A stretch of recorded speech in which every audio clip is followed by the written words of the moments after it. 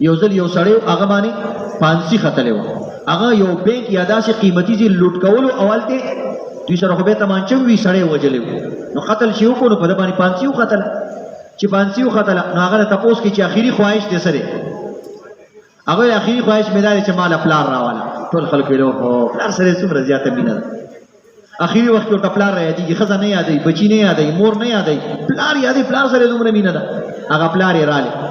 چې جیل ته وله راوستو، نو ویل چې زه سره 1 to 1 ملاقات کوم، ځان له په ځان له باندې. ویل ښه. چې څنګه پلار یې ورنږدې شو نو دې سړي داسې یو مضبوطه څپېړه دې پلار له په دې مخ باندې ورکړه. هغه ټول پولیس والا او ټول خلکو ویل چې ته د دې لایق چې ته پانسي شي، په دې وخت کې ته پلار له څپېړې ورکې او پلار سره جنګونه کې. هغه ویل تپوس رانه نه کوي چې دا پانسي ګارډ ته په څه باندې راورسېدم، هم د دې پلار د وجې نه دې پانسي ګارډ ته رارسېدلی یم. نو چې ماله سزا پکار ده خو د پلار له مې هم پکار ده که نه، نو زه خو به پانسي شم، خو چې دله خو یو ګرمه څپېړه په دې مخ ورکړم چې زه عذاب خو ده ته هم میلاو شي که نه. او په دغه وخت کې دغه څپېړه د دغه پانسي ګارډ د پانسۍ نه زیاته د ده دپاره د ذلت سبب وه چې خپل وړوکې زوی تا له په مخ څپېړه درکړي، نو دا ډېره د ذلت خبره ده. ویل دا ولې؟ ویل یو ځل چې زه ماشوم وم، ما یو وړوکې انډه مې راپټه کړله، غلا مې وکړله، چې کور ته مې راوړه، پلار راله شاباسي راکړو چې دا خو ستا ډېره کمایي ده. په سبا مې چرګه پټه کړه، په سبا مې چیلۍ پټه کړه، په سبا داسې تلمه ترقي مې وکړه، نو بیا مې داسې غټ ځي باندې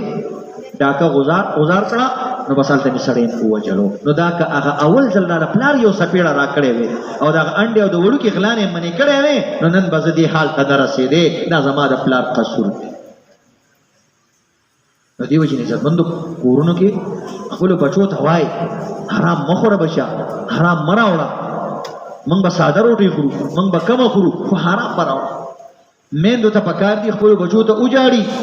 کم انسان چې پردی کور ورانوي پلار ته پته ده دا نه پوهېږي د ده کور به هېڅ چیرې آباد نشي، ځکه دا ټول د الله بندګان دي. الله به د کافر کور نه غلا چې کوي الله په هغې هم خفه کېږي، د الله بنده دی او هغه خواري او کوشش کړي ځان له ګټلې ده. بل عزتمندو داسې کسان هم شته، ځکه ما خپل څیز را پیدا کړو، ما خپل شی یو جنریټر یو لږ روپو جنریټر یې رانه وړی، هغه ما را پیدا کړ. دا کباړیان او دا خواوشا کسان دا د غلاګرو سره په دې شیزونو کې عزتمندو شریک دي، دوی د دې مدد کوي او دوی ته دا ګروپونه او دا خلک ټول معلوم دي. نو دا آیات لري عزتمندو، یو حدیث واورئ. بعض انسان خدا کوي زه خو ما خو غلا نه ده کړې، خو د غلا سیز اخلي. بعض انسان داسې وي چې هغه خپله غلا نه کوي خو د غلا شی اخلي او هغې ته خوشحالیږي او کور ته راشي وایي نن مې ډېر ارزان سیز را پیدا کو او سړی مې دوکه کو. دا دوکه نه وي، څوک هم ته نشي دوکه کولی. دا د غلا شی هغه سړی ته ځان خلاصوي، هغه اونې پونې دامو باندې هغه خرڅوي، هغه دې ته نه ګوري چې دا په څو خرڅېږي، د لږو روپو سیز په زر باندې خرڅوي. نبی علیہ الصلوۃ والسلام فرمایي من اشترى سرقة وهو يعلم انها سرقة فقد اشترك في عارها واسمها. وی واوري انسانانو چې کوم انسان غلا وکړه دا خو ګناهګار دی، خو کوم انسان چې د غلا شی اخلي په پیسو باندې، په روپو باندې، په عوض باندې مارچکۍ په بل شی علي او دا انسان حرام سیز اخلي او د غلا سیز اخلي، وی دا هم د انسان سره په غلا کې شریک دی. دا غلا کې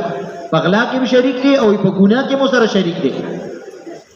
نو دی ویني چې بازار کې کلم یو سیز داسې ملاوي چې هغه ډېر ارزاني ابا نه اخلي. یو خدای دی یو سیز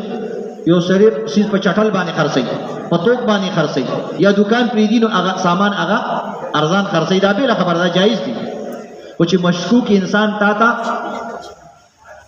یو شی خرڅوي او د دې معلوم ځای نه دي، نو داسې مال به نه اخلي. عزتمندو ته مو سره په غلا کې شریک شوي او تاسو ته پته دی د غلا دومره لوی عذاب دی او د غلا دومره لوی مذمت راغلی په حدیثو کې. نبی علیہ السلام وایي چې کوم انسان غلا کوي وایي په دغه وخت کې په دې انسان کې ایمان هم نه وي، ایمان په دې کې نه وي. سوچ کوه دا د بخاري حدیث دی، په دې کې ایمان نه دغه ټیم او نبی صلی الله علیه وسلم وی قسم دې که زما لور مغلاو کی زبر د دې لاس کټ کوم او د قیامت پر ورځ به ماته به نه وای خپل لور ته وای صحابه ته وای چې ور غلاو نه کوي د قیامت پر ورځ چې کم شی پټ کو هغه بستا د سر د پاسه د قیامت پر ورځ باندې پروت وي که اوخ دې پټ کو اوخ په سر باندې پروتي او که چیلې او ګړه دې پټ کړه او غلا دې وکړه هغه په سر باندې پروت د غلا شي بنانه چې کوم انسان د غلا شی واغه صوبې به پیسې کوي د دې استعمال حرام دی کدا خرڅي په دی باندې ګټه کوي هغه ګټه هم حرامه ده دا به دا شی هغه مالک ورته معلومي چې د پلاني سړی نه پټ شوی دی هغه مالک ته به واپس کوي د پیسې لاړې ضایع شوي او کدا نه نو بیا به دا شی خرڅ کی او هغه پیسې به غریبانو لور کوي به خپل نه استعمالي غلا دومره قبیح عمل دی نو کدا د 50000 روپیو سیز واغه 50000 روپۍ دې ضایع شوي دا به خیرات کې نو د دې وجې نه بندو یو بل سره مدد هم کوي د یو بل د دکانونو د کورونو خیال هم ساتي او دا شان عزتمندو مال ډیر محترم شی دی مال باندې خلکو د ځان نه خولي وستي به ته د امام د کور نغلا کې او د مولوی شیخ د کور نغلا کې نو د دې علاقې بعضي الکانم پکې دغه دي شامل حال دي او موږ سره کیمریم لګولې دي کله چا تصویر وروته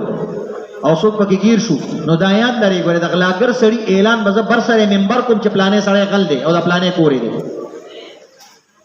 ځکه دا د ټولو لپاره موزر دی نو که ما ته د غل تصویر چا وښودو او یا ما ته معلوم شو نو زه به په منبر باندې نوم علم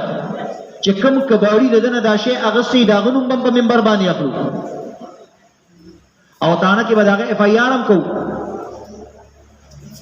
نو غریبانان خلک دي دلته چرګم پټې کړي غریبانان